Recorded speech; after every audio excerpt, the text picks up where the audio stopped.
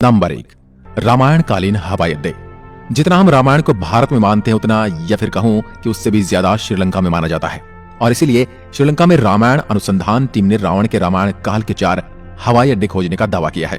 पिछले 9 वर्षों से यह ऑर्गेनाइजेशन श्रीलंका के कोने कोने की छानबीन कर रही थी। यहाँ उन्हें कई जानकारी और अवशेष मिले, परंतु 4 सालों में लंका के दुर्गम स्थानों की खोज के कारण रावण के 4 हवाई अड्डे हाथ लगे। रामायण अनुसंधान टीम के अध्यक्ष अशोक कैंट का कहना है कि रामायण की लंका वास्तव में श्रीलंका की है।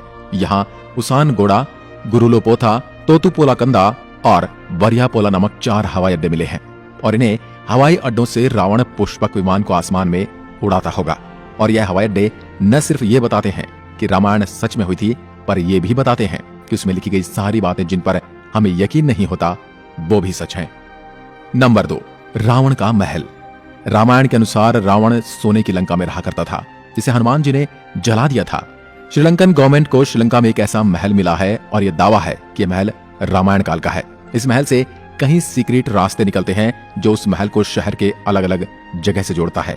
लेकिन जब रिसर्च टीम ने इन पर रिसर्च की तो पता चला कि गुफाएं नेचुरल नहीं बल्कि किसी समय ने इंसानों द्वारा बनाया गया था। श्रीलंकन हिस्ट्री के अनुसार रावण शहर के अलग अलग हिस्सों में अचानक से ही प्रकट हो जाया करता था और पलक झपकते ही उन हिस्सों से गायब होकर अपने महल में पहुंच जाता था। इसलिए जानकारों का मानना है कि रावण इन्हीं गुप्त रास्तों का इस्तेमाल किया करता था। अब इतने बड़े एविडेंस को हम कैसे नकार सकते हैं। नंबर 3, अशोक वाटिका के सबूत। रामायण के अनुसार रावण ने माता सीता का हरण करके उन्हें अशोक वाटिका के अंदर रखा था। कहा जाता है कि अशोक वाटिका रावण का सबसे पसंदीदा स्थान था। ये जगह इतनी रहस्यमयी थी कि हनुमान जी इसे आसानी से ढूंढ नहीं पाए थे। मगर हैरानी की बात तो यह है कि वह अशोक वाटिका आज भी श्रीलंका में मौजूद है। ऐसा माना जाता कि एलिया पर्वत की एक गुफा में माता सीता को रखा गया था, जिसे सीता एलिया नाम से जाना जाता है। यहाँ सीता माता का एक मंदिर भी है जिसे विरांग टोक कहते हैं और वही आंगना से 10 किलोमीटर की दूरी पर है। यहीं पर सीता जी का अपहरण कर पुष्पक विमान को उतारा गया था। मगर यहाँ पर जिस बात ने सबसे ज्यादा चौंकाया वो यहाँ मौजूद पेड़ हैं। रामायण ग्रंथ में इस बात का जिक्र मिलता है कि अशोक वाटिका में अशोक के वृक्ष बहुत ज्यादा थे, इसलिए इसका नाम अशोक वाटिका रखा गया था।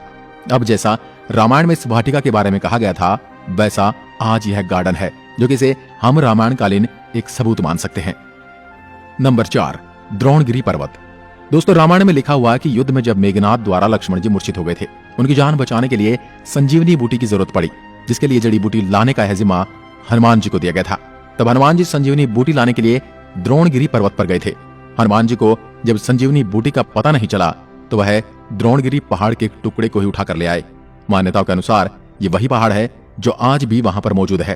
कुछ लोग इसके बारे में कहते हैं कि आज भी उस पर्वत पर वह निशान मौजूद है जहां से हनुमान जी ने उसे तोड़ा था। लेकिन जिस पर्वत का जिक्र रामायण में मिलता है वहां आज मौजूद है। जड़ी बूटी देने के बाद हनुमान जी ने इस पहाड़ के टुकड़े टुकड़े कर इसे श्रीलंका में फेंक दिया था। जहां जहां इस पहाड़ के टुकड़े गिरे वहां के पेड़ पौधे और जड़ी बूटी बाकी जगहों से अलग होती हैं। और सच में श्रीलंका में कई कमाल की जड़ी बूटियां मिलती हैं। श्रीलंका में हिमालय की जड़ी बूटियों का मिलना इस बात का पर्याप्त सबूत है कि लक्ष्मण जी को संजीवनी देने की घटना पूर्ण रूप से सत्य है, क्योंकि ये जड़ी बूटियों के पौधे उसी स्थान पर मिले हैं जहां पर लक्ष्मण जी को संजीवनी दी गई थी, जबकि दूसरे हिस्से में इस प्रकार की कोई जड़ी बूटी नहीं मिलती। नंबर 5, राम सेतु। रामायण सच में होती इसका सबसे बड़ा प्रूफ है राम सेतु। राम सेतु को एडम्स ब्रिज भी कहा जाता है और इसके बारे में पक्का सबूत तब मिल गया जब नासा ने सैटेलाइट तस्वीरें जारी की। पैसिफिक ओशियन की तस्वीर में कुछ ऐसा था जिसे देखकर वैज्ञानिक भी हैरान रह गए। पैसिफिक ओशियन के हिस्से में साफ तौर से पत्थरों की एक लाइन बनी हुई नजर आ रही थी। जब वैज्ञानिकों ने इसे तस्वीर पर ज्यादा स्टडी की तो पता चला कि ये पत्थरों से बनी लाइन है। भारत के धनुषकोडी से श्रीलंका के मन्नार द्वीप तक बनी हुई है, जो लंबाई में करीब 30 किलोमीटर तक हो सकती है। पैसिफिक ओशियन में जिस हिस्से में नासा के वैज्ञानिकों के पत्थर से बना पुल नजर आया था, ये वही जगह है जिसका जिक्र रामायण में मिलता है।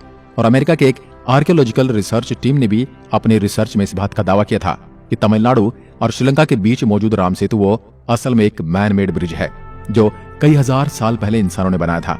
माना जाता है 15वीं शताब्दी तक यह पैदल पार करने लायक था, लेकिन इतना ज्यादा समय बीत जाने के कारण यह पुल अपने पूर्ण स्वरूप में नहीं रहा।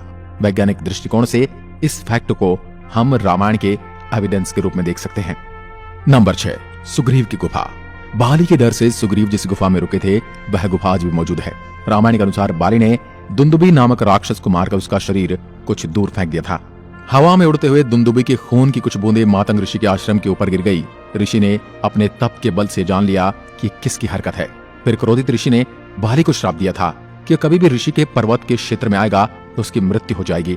सुग्रीव को राज्य से निकाले जाने पर वह इसी जगह पर आए थे, क्योंकि वह जानते थे कि बाली यहाँ नहीं आ सकता। यहीं पर उनकी मुलाकात राम जी से भी हुई थी और बाद में राम जी ने बाली का वध किया था और सुग्रीव को किष्किंधा का राज्य सौंप दिया था। और ये सारी गुफाएं आज भी मौजूद हैं। नंबर 7, राम सेतु के पत्थर। भगवान राम ने समुद्र को पार करने के लिए बंदरों की सहायता से लंका तक पुल बना दिया था।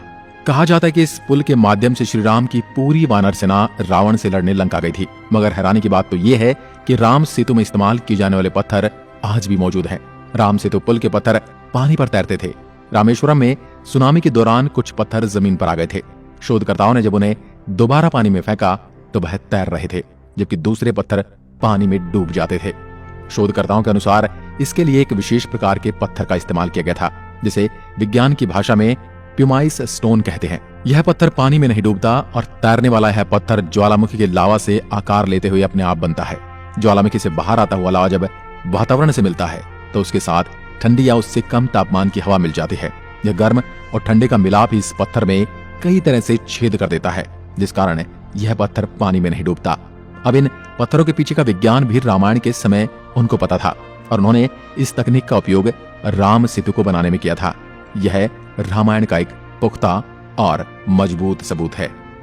नंबर 8, जली हुई लंका के सबूत। रामायण ग्रंथ के अनुसार हनुमान जी ने लंका के सोने की नगरी को जला दिया था, मगर अभी कुछ एविडेंस मिले हैं जिन्हें लेकर कहा जा रहा है कि लंका के जलने के सबूत आज भी वहां पर मौजूद हैं। जिस जगह पर श्रीलंका को जला गया था वहां की मिट्टी आज भी काली है, जबकि उसके आसपास की मिट्टी का रंग वैसा ही है जैसा कि नॉर्मली मिट्टी का होना चाहिए। बस इतने से इलाके में ही काली मिट्टी मौजूद है, जो कि जली हुई लंका के सबूत को बताती है। इस बात को भी हम एक इत्तेफाक कहकर टाल नहीं सकते। अब जब आपको इतने सारे प्रूफ दिए जा रहे हैं, यहाँ तक इतने सारे प्रूफ कोई इत्तेफाक नहीं हो सकते, तो इसलिए यही साबित होता है कि रामायण सच में घटित हुई थी। आपका क्या विचार है, हमें कमेंट में लिखकर जरूर बताएं।